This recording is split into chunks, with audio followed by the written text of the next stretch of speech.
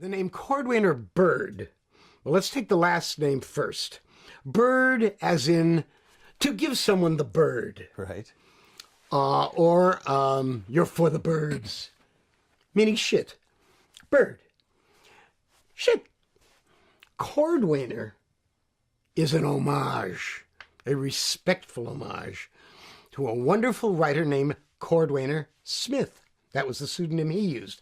His real name was Paul Linebarger. The reason he took Cordwainer Smith was because he worked for the CIA.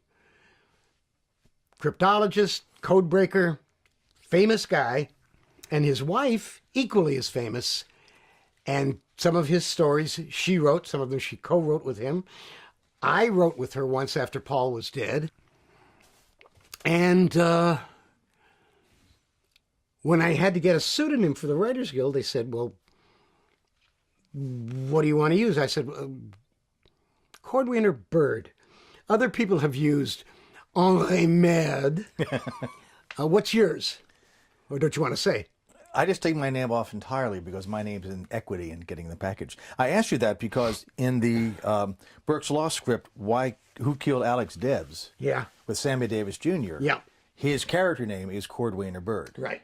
Do you know why that was? No. Please tell me. Because I wrote that part for Victor Buono. And they cast Sammy Davis Jr.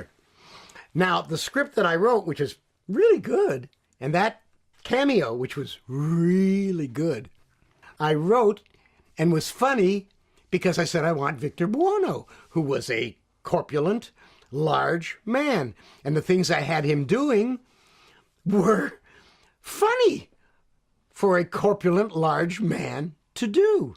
Victor Buono. Well, they were able to get Sammy Davis Jr., who was dying to do one of my scripts. So Aaron overrode Richard Newton, who knew better, and they said, we got you Sammy Davis Jr. And I said, oh, separated at birth, Victor Buono and Sammy Davis Jr. One is a large, Italian, fat, white man, and the other is a short, black, semi-mocha, Jewish, non-Jewish singer guy who leaps around a lot. Of course. Oh, great casting. Well, I didn't go on the set that day. I didn't want to see it. And I changed the name of the character to Cordwainer Bird.